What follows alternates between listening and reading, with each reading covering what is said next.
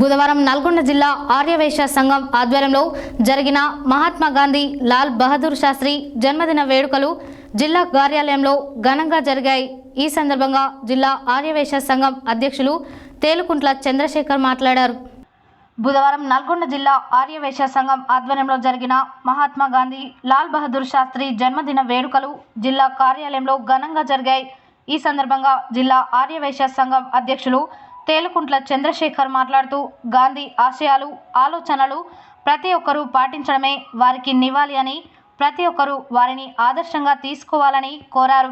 ఈ కార్యక్రమంలో వారితో పాటు చండూర్ మున్సిపల్ కౌన్సిలర్ మంచుకొండ కీర్తి సంజయ్, నల్గొండ మున్సిపల్ కౌన్సిలర్ యామ కవిత, చండూర్ గ్రంథాలయం మాజీ చైర్మన్ రాజకుమారి, నల్గొండ పట్టణ కాంగ్రెస్ మహిళా అధ్యక్షురాలు నాంపల్లి భాగ్య మరియు మాజీ జిల్లా అదనపు కార్యదర్శి లక్ష్మీ శెట్టి శ్రీనివాస్, పట్టణ అధ్యక్షులు యామ మురళి, మాజీ కార్యదర్శి వనమ మనోహర్ మరియు ప్రముఖ వ్యాపారులు అశోక్ కుమార్, ఆంజనేయులు, గోపాల్, ప్రముఖ వైశ్య నాయకులు పాల్గొన్నారు.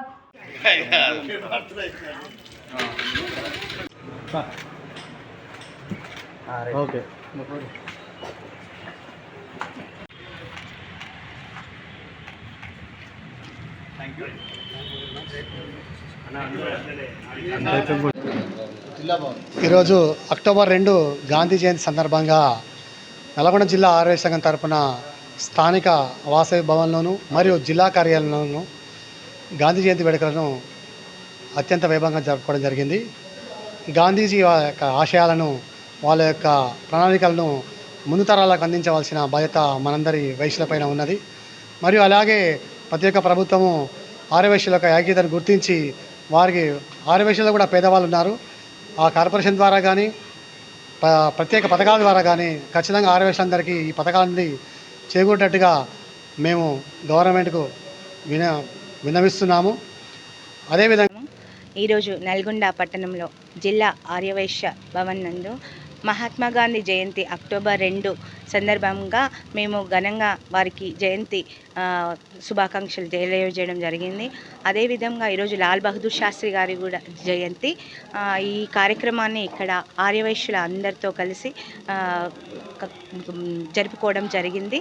ఈ కార్యక్రమానికి అధిక సంఖ్యలో ఆర్యవైశ్యులు పాల్గొనడం జరిగింది. మహాత్మా గాంధీ యొక్క శాంతి, అదేవిధంగా అహింస అనే మార్గాలు చూపించి నేడు గాంధీజీ మరియు లాల్ బహదూర్ శాస్త్రి జయంతి సందర్భంగా నల్గొండ వాసవి భవన్ వారు నన్ను ముఖ్య అతిథిగా పిలిచినందుకు చాలా సంతోషం. ముందుగా గాంధీజీ ఆశయాలను మున్ముందు మనం ఇంకా సాధించవలసి ఉన్నది. ఎన్నో పోరాటాలు అహింసా మార్గం ద్వారా వారు సాధించిన స్వాతంత్ర పోరాటం యొక్క ఫలితాలు మనం ఇప్పుడిప్పుడే పొందుతున్నాము. ఇక ముందు కూడా వారి ఆశయాల్లో నడుచుకుంటూ వారి యొక్క మార్గాలను అనుసరించుకుంటూ ప్రతి ఒక్కరూ సంతోషంగా ఉండాలని చెప్పేసి ఈ సందర్భంగా మీ అందరికీ తెలియజేస్తున్నాను.